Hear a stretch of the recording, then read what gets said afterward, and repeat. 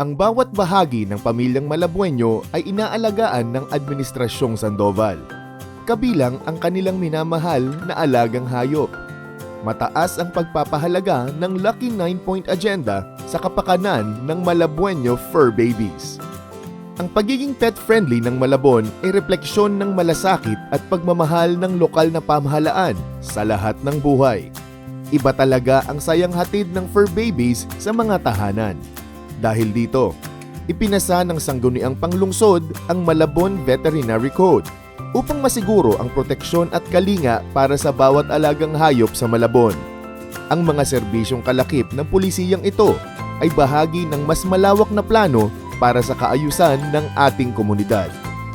Pinatitibay ng pulisiyang ito ang serbisyo ng City Veterinary Clinic sa isinagawang programa sa mga komunidad. Mahigit 300 fur babies ang nakatanggap ng libreng anti-rabies vaccination.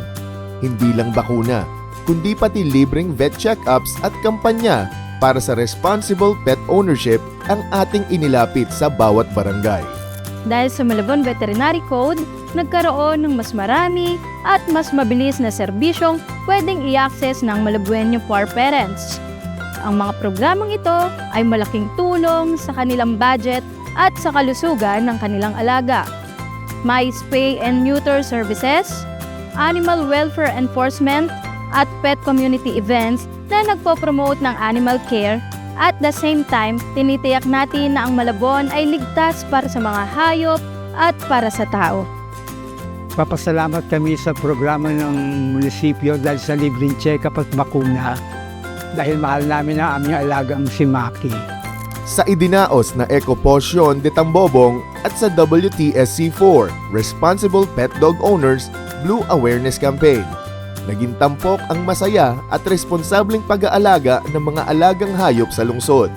Ipinakita ng mga makukulay na aktibidad na ang pagiging fur parent ay bahagi ng ating kultura ng malasakit, kung saan nagbubuklod ang komunidad habang isinusulong ang wastong kalinga, disiplina at responsableng pagmamay-ari ng mga alagang hayop sa mga itinalagang pet-friendly na lugar. Hindi lang ako as a fur parent yung nag-enjoy. Si Nugget sobra talagang nag-enjoy siya kasi ang dami niyang nakilalang mga ibang dogs, dami niya nakaplay. And then kami as a family, nagtulong-tulong kami para gawin yung recycled na costume niya. So nalabas talaga namin yung creativity namin and talagang naging family bonding din namin siya. Hindi kasi pangkaraniwan yung ganitong activity. Kaya for sure, sasali ulit kami this year. Bukod sa mga batayang serbisyo at alaga para sa mga alagang hayop, isinusulong din ng lokal na pamahalaan ang pagkakaroon ng animal shelter at mas maraming pet-friendly parks and spaces sa buong lungsod. Ito ay bahagi ng ating layunin na gawing world-class ang mga pasyalan sa Malabon, kung saan ang bawat pamilya, kasama ang kanilang mga alagang hayop, ay pwedeng mamasyal ng ligtas at masaya.